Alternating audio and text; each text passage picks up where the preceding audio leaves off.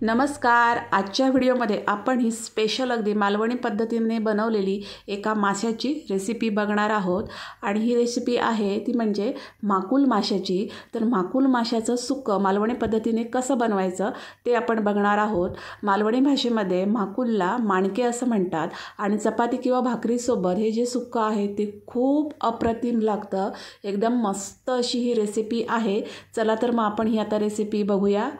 तर कढईमध्ये मी 2 मोठे चमचे तेल गरम करून घेतलेलं आहे आणि त्याच्यामध्ये मी 2 कांदे आहेत ते बारीक चिरून घातलेले आहेत आणि हा कांदा जो हा तेलामध्ये आहे तो मस्त असं आपल्याला परतवून घ्यायचा आहे। कांद्याचं प्रमाण थोडं जास्त ठेवायचं आहे कारण आपण हे सुक्कं बनवतोय।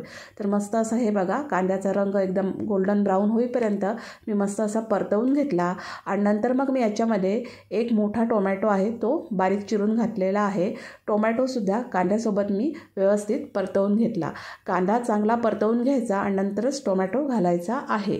तर टोमॅटो चांगला परतवून झालेला आहे आणि आता आपण याच्यामध्ये हा जो माकुल मासा आहे तर तो घालणार आहोत। तर हे जे अर्धा किलो माकुल मी घेतलेले तर ते मी फिशवाल्याकडूनच व्यवस्थित स्वच्छ असे साफ करून आणलेले आहेत आणि घरी आणल्यानंतर मी हे मस्त असे 2-3 वेळा पाण्याने स्वच्छ धुवून घेतलेले आहेत। हे बघा हा जो मासा असतो तो थोडासा असा चपटसर आणि लांबट असतो। आपल्या रेग्युलर माशासारखा हा मासा दिसत नाही आणि हा जो माकुल आहे तो एकदम चवीला खूप छान लागतो। व्यवस्थित साफ करायचा आणि असा तो रिंग साईजमध्येच आपल्याला तो कट करून मिळतो। तर असा हा साफ केलेला आणि स्वच्छ धुतलेला माकुल मासा मी इथं घातलेला आहे। बरोबर अर्धा किलो हा माकुल इथं आहे। तर आता याच्यामध्ये मी मालवणी माझा घरचा मसाला आहे तो घातलेला आहे। 2 चमचे घातलेला आहे। फिशची रेसिपी असेल तर थोडंसं तिखटाचं प्रमाण जास्त ठेवायचं आहे। तुम्ही कुठलाही घरगुती मसाला तुम्ही इथं वापरू शकता। प्लेन लाल मिरची पावडर वापरत असाल तर तिथं थोडासा गरम मसाला तुम्हाला घालायचा आहे। एक पाव चमचा मी हळद घातलेली आहे आणि चवीनुसार इथं मीठ घातलेलं आहे। हे बघा आणि नंतर मग याच्यामध्ये हे कोकमच्या पाकळ्या आहेत तर त्या 4 घातलेल्या आहेत। आमसुलं म्हणतात याला, आवर्जून घाला। यानेच या रेसिपीची जी टेस्ट आहे ती खूप छान येते। आणि आता मी हे सगळं जे आहे ते छान अगदी मस्त असं एकत्र करून घेतलेलं आहे। हे बघा तर कांदा टोमॅटो जेव्हा आपण परतवून पूर्ण होतो तर त्यावेळी तुम्ही सगळे मसाले त्याच्यामध्ये घालून नंतर माकुल मासा याच्यामध्ये घातला तरी चालेल। तर गॅसची फ्लेम ही मिडियम ठेवायची आहे आणि सगळे जे मसाले आहेत ते माकुल माशाला व्यवस्थित कोट होतील असं छान असं हे मस्त असं परतवून घ्यायचं आहे। हे बघा मस्त एकदम परतवून घ्यायचं आहे। भाकरी किंवा चपातीसोबत ही जी रेसिपी आहे माकुल माशाची ती खूप छान लागते। तुम्हाला जर कधी मिळाले माकुल मासे तर नक्की अशा प्रकारे ट्राय करा। खूप अप्रतिम चवीचे असतात हे। तर हे बघा मस्त असे जो माकुल मासा आहे तो परतवून झालेला आहे मसाल्यांमध्ये आणि याच्यामध्ये मी अगदी थोडंसं पाणी घातलेलं आहे। खूप जास्त पाणी घालायचं नाही आहे कारण आपल्याला याचं सुक्कं बनवायचं आहे। तर हे यांना चांगली वाफ बसेल इतपतच आपल्याला थोडंसं याच्यामध्ये पाणी घालायचं आहे आणि गॅसची फ्लेम आपल्याला आता स्लो ठेवून याच्यावर झाकण ठेवून एक 15 मिनटं हा जो मासा आहे तो व्यवस्थित शिजवून घ्यायचा आहे। आता पुढची स्टेप बघूया।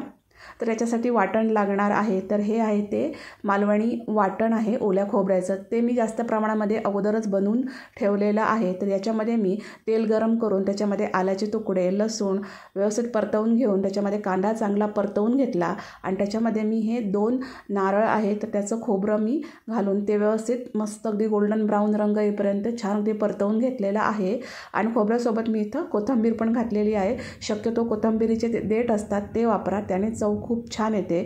मी हे असं वाटण करून ठेवते की ज्याच्यामुळे बऱ्याच रेसिपींमध्ये हे वाटण आपल्याला उपयोगी पडतं आणि आपलं बराचसा वेळ याच्यामध्ये वाचतो।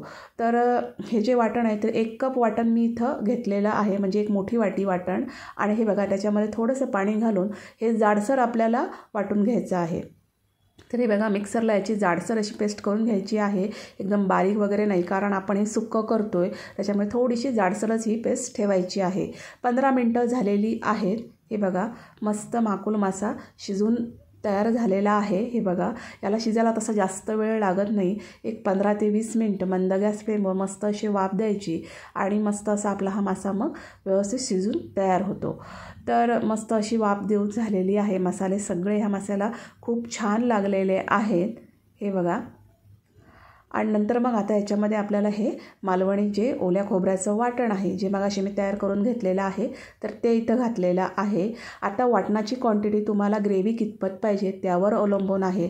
तुम्हाला एकदम सुक्कं पाहिजे असेल तर वाटणाची क्वांटिटी तुम्ही कमी ठेवा आणि थोडीशी हलकी ग्रेव्ही हवी असेल तर वाटणाची क्वांटिटी तुम्ही थोडीशी जास्त ठेवा। पण अर्धा किलोसाठी 1 कप वाटण हे तसं परफेक्ट प्रमाण आहे, हे बघा। आणि वाटण जे आहे तर ते या ग्रेव्हीमध्ये किंवा ह्या मसाल्यांमध्ये मस्तपैकी असं एकत्र करून घ्यायचं, व्यवस्थित परतवून घ्यायचं, हे बघा। आता गॅसची फ्लेम मोठी केली तरी चालेल आणि मस्त अगदी हे परतवून घ्यायचं आहे। एकदम टिपिकल ही मालवणी रेसिपी आहे माकुल माशाची। सहजासहजी हा मासा मिळत नाही, तसा अगदी अधूनमधून मिळतो, रोजच मिळेल अशी गॅरंटी नाही आहे, पण अधूनमधून जर कधी मिळाला चुकून तर नक्की ही रेसिपी ट्राय करा, मस्त लागतो। हे बघा, ह्याला मस्त अशी मी उकळी येऊ दिलेली आहे। नंतर मी याच्यामध्ये हिरवी कोथिंबीर घातलेली आहे आणि कोथिंबीर पण मी मस्तपैकी ह्या ग्रेव्हीमध्ये व्यवस्थित एकत्र करून घेतलेली आहे, हे बघा। मालवणी पद्धतीचं माकुल माशाचं सुक्कं आहे हे, एकदम मटणासारखी, एकदम चिकन किंवा मटण आपण खातो ना त्याच्यापेक्षाही मस्त अशी याची टेस्ट लागते। तर कोथिंबीर मस्तपैकी या ग्रेव्हीमध्ये मी एकत्र करून घेतलेली आहे, हे बघा। आणि आता गॅसची फ्लेम स्लो करून ठेवलेली आहे। गॅसची फ्लेम स्लो केली आणि याच्यावर मी झाकण ठेवून अगदी 2 मिनटाची मी याला वाफ दिलेली आहे, जेणेकरून सगळं जे मसाले कोथिंबीर वगैरे आहे ते मस्त अगदी एकत्र होऊन येतील। 1-2 मिनटाची वाफ झालेली आहे आणि तुम्ही बघू शकता मस्त असं हे माकुल माशाचं सुक्कं तयार झालेलं आहे, हे बघा। एकदम चमचमीत आणि झणझणीत अशी ही रेसिपी आहे। खूप एकदम रेअर आहे हे माकुल मासा, कारण पटकन मिळत नाही, पण जर मिळाला तर अशा प्रकारे नक्की करून बघा, एकदम चवदार आहे। आणि ही जी माकुल माशाचं सुक्कं आहे ते तांदळाची भाकरी किंवा चपाती याच्यासोबतच अप्रतिम लागतं। तर नक्की ही रेसिपी ट्राय करा, हे बघा। आणि तुम्हाला माझा हा व्हिडिओ कसा वाटला ते कमेंट्समध्ये नक्की सांगा। जर हा व्हिडिओ आवडला असेल तर त्याला लाईक करा, शेअर करा, माझ्या चॅनलला नक्की सबस्क्राईब करा। थँक्यू।